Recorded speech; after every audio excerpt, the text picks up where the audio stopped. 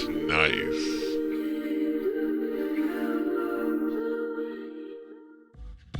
What's up guys, it's Rev J. Back out in the garage. Hopefully you watched my recent video on welding consumables. If you didn't, I will definitely have links in the description below, so go check that out. If you did, you'll notice one of the things I left off was talking about abrasives, because a lot of other channels have already covered, you know, the different grinding wheels, the Harbor Freight death wheels, the Harbor Freight flapper discs, that sort of thing.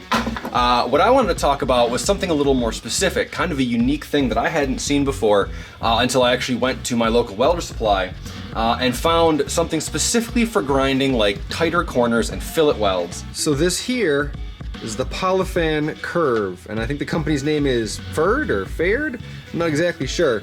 Let's take a look at this thing. First of all, it looks like from the front a regular old flapper disc. Let me grab another one. This one's worn out here to compare it to. This is a regular worn out flapper disc. If you look at them head on, there's definitely some similarities. This one's obviously got a coarser grit on it, but the idea is the same. Now the difference though is when you start to flip over the profile. On the regular old flapper disc, as you can see, it's fairly thin, but the grit doesn't really roll over the edge. A little bit on the face here, you can kind of see. Focus. Thank you. You can kind of see it rolls over, but the actual edge and the back edge has nothing. Now let's compare that to the Polifan. It rolls all the way over the side and onto the back, and is secured back there with some sort of adhesive type bead, but it fully rolls over the entire outer edge, which means if you're grinding on the face, you'll have contact. If you start to roll the edge, you'll maintain contact all the way, including if you have like sort of a crevice that needs to be ground on both sides or sort of lightly sort of chamfered out. I am really excited to see how this thing does. I've heard really good things about them, and they're not the cheapest on the planet, but I'm hoping the grit's gonna hold up. Now let me show you what we're gonna use this on. So aside from the fact that I hadn't seen one before, this is the reason I picked this thing up. This is sort of the upper cab seam here on the 66 C10. So because of how tight this seam is, after being welded, it had to be hit with an angle grinder and a die grinder, and it's left a pretty rough surface in a couple places, as well as a few welds that need to be knocked down before I'd think about ever starting to hit this thing with filler. The difficulty, of course, comes in because I'd want to use a flap disc, but the flap disc can't hit that tight angle, and as you start to roll it over, you're always getting away from the side where the grit is, and those cheap discs wear out fairly quickly. I'm gonna go ahead and mount the Polifan Curve up to the angle grinder. We'll get it started on here and see if we can't knock down at least a little bit of that and see how it does on the profile of this little seam that we're working on.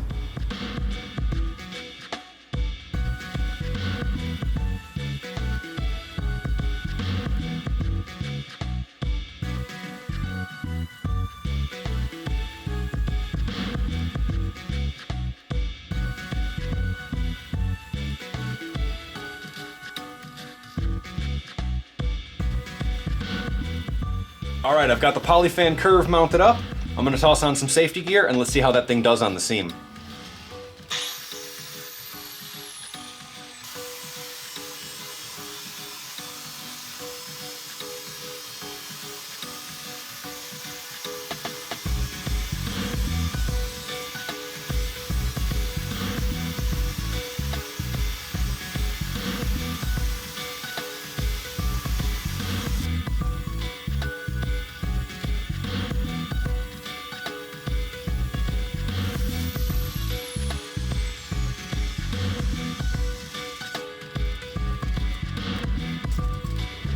All right guys, well, I was working with it for about 10 or 15 minutes, not real long, because the reality is that was all I needed. This thing takes off a ton of material. What grit is it rated for? Does it even say here? 115Z S40. I don't know what that means. Looks more somewhere like a 40 grit maybe. Oh, hey, light just popped out. Looks like it's around a 40 grit maybe, similar to my 36 grit, but not much going on here. Take a look at this. The grit itself, let's see if we can get it to focus, is still pretty much like new on the face. As you roll the edge, little tiny bit of wear in a couple areas, but you know what, for the most part, like I said, it's only 10-15 minutes of use, but I was going decently rough into the metal, not real crazy. I knew what I was looking to take off, though, and I wanted to take off a certain amount of material. That being said, though, the amount of material this thing takes off is pretty impressive. I watched a couple videos on their website before I ended up picking this thing up, and they were taking down entire bolts in a couple seconds. This thing, especially right along this edge, just to sort of sculpt that seam, really started to take off a good amount of material and get that knocked down to where I need it. It's gonna be much easier to hit with filler, but if they made this in a lighter grit, maybe like a 120 or something like that, I would love it to blend some of those areas. I think that'd be great. I'm gonna take a look and see if they have one. I'll definitely pick it up if they do. I'm gonna grab the camera. Let's take a closer look at that seam and sort of the difference that it made. All right, guys, camera doesn't love focusing on this one, but let's take a look at it. You can see really over here and along the whole perimeter, I pretty much just set it down and started to pull lightly along the side here, and it started to really get a nice even groove. If I run my finger from the existing side, that's good. This isn't filler, this is all original metal. And I start to run into my seam, that difference that I feel is way smaller. There's no protruded weld area. I do see a little pinhole I'm gonna have to fix, which I didn't notice before. But especially over here too, you can really see, let's get in there a little closer. Especially here, you can really see it started to really knock down that finish and really get nice into that crease. Here's the painted crease. The camera doesn't love focusing on it. Get my finger in there for the reference. You can see it's not real deep, but it's a very specific angle.